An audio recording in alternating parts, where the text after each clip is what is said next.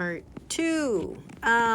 Sorry, it's only 10 minutes on these things. Anyway, so getting back to my point, it's like, what are we doing in terms of idolizing these two individuals? I'm sure, again, that they were very warm and very loving people, but they were people.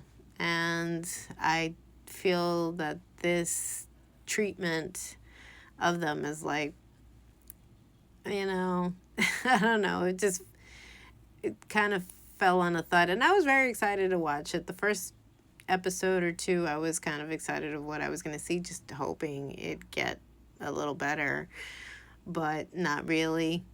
It just sunk. I hate saying that word in this context, but yeah.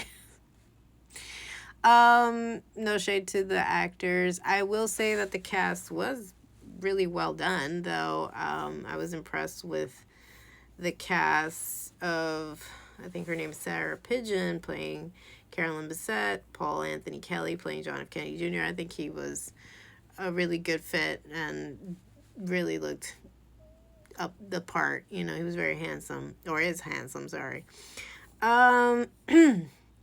The end of the episode, I think where it shines is where we have the interaction between the actress that's playing Caroline's mother, played by Constance Zimmer. I'm familiar with her work. I've seen her on Entourage, and I think she's brilliant. Honestly, she's just one of those characters that just anything that she does, she pulls off flawlessly, and I think she did a great job here as, a very hurt mother who loses her child. That I was on board with. I felt like I can relate to, and it seemed a lot more grounded in her pain. Even if things were fictionalized, you can always relate to a mother's pain when you're in that position of grief. And also Grace Gummer, I think is her last name, Gummer. She's Marilyn Streep's daughter. I know we can say like Nepo baby, but she really has chops. Like the few times that she was on screen, she really pulled off Caroline Kennedy perfect, flawlessly. So I'm not sure entirely of like all her background, her resume, but she brings it. I mean, just like mommy, So I would be curious to see what else she's got lined up for herself. I think his name is Alessandro Nivola, who played Calvin Klein. I think he also stood out. I've seen him before, right? He was in like Face Off with Nicolas Cage. He played Nicolas Cage's brother, I think. So he's been working since then, I think. But he always does an impressive job. I think he did a believable job of Calvin Klein. And then, of course, Donatello.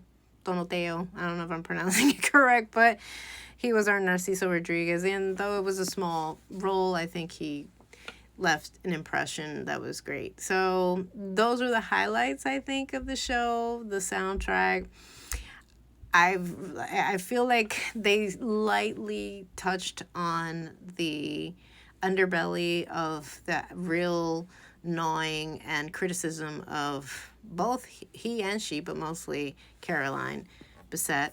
I looked up the article.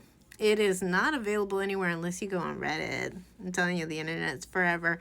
And the article that was written by Candace Bushnell is called Spoiled in the City. Candace Bushnell's satire monthly column referencing Caroline, published November 1998.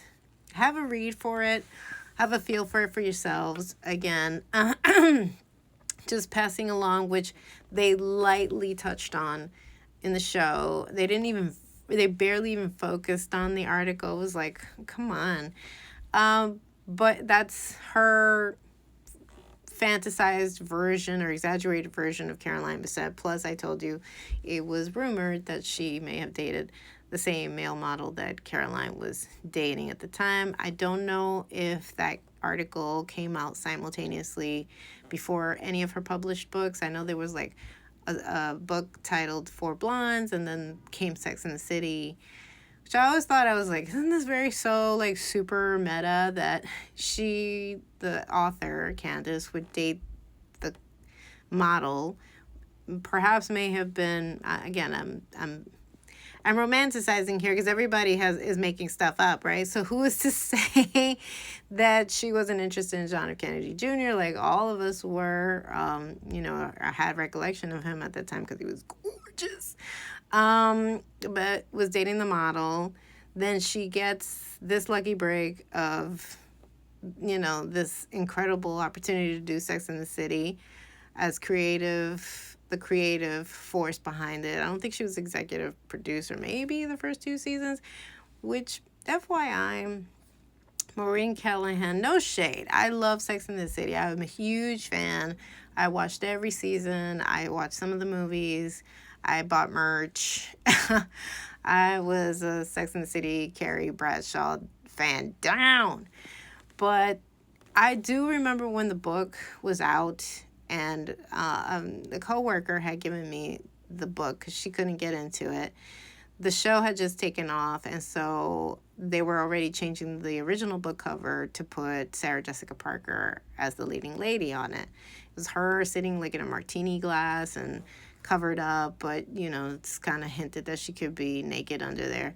I couldn't get into it. And the same thing with this article. It's a little bit of a tell-all about Carolyn Bessette, but I don't know.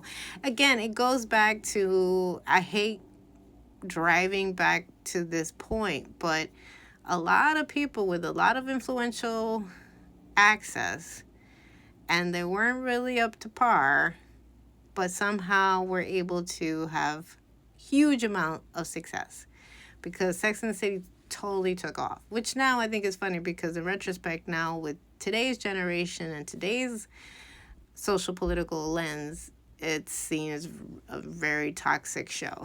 And I don't know. I can't say yes or no because that was the 90s. There was no rule book. There's no guidance on how to be, 20 and 30. You're going to mess up.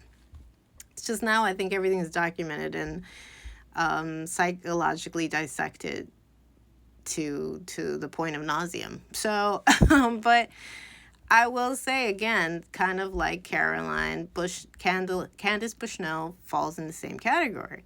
If they weren't the privileged people that they were, you know what I'm referring to, would they have been in those positions? Would they have been so successful? Because the material is like right there. I'm not saying these were dumb people, but were they up to snuff? That somebody else who could have been a person of color probably would have banked off the same success. I'll leave that with you for homework. But yeah, nonetheless, there are those accounts, tell-alls that people have actually admitted to the world that they weren't these idealized people. And they were probably great. They were probably humorous. Everybody, they've said that about a number of famous people, like Frida Kahlo.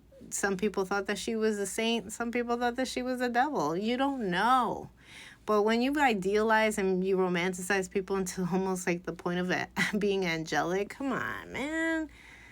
We don't want to see that. That's just like a 2D version, a cartoon version of that person. Nonetheless, so that's the information that I got thus far. The way it ends, too, very dramatic. We don't necessarily know if now necessarily those conversations took place between Caroline Bessette's mother and his sister, Caroline Bessette, of what they were going to do with their loved one's ashes. I will say, though, what is up with why did they necessarily also make Caroline's sister so skinny? And I'm not saying she was, like, overweight, but she had a fuller face. She had a fuller figure. Why didn't you stay true to her visual representation? What's that about? Anyway, nonetheless, they come to they agree to disperse of the ashes on a Navy boat, and there was this big ceremony and eulogy at the church and dedication to them. And then we end the show with them being on some beach where I think we would hope that that's how they would have ended. But again, the deep divers, and you can look this up on YouTube. That it wasn't a pretty sight. Anyway, all this to say, do your research. Don't believe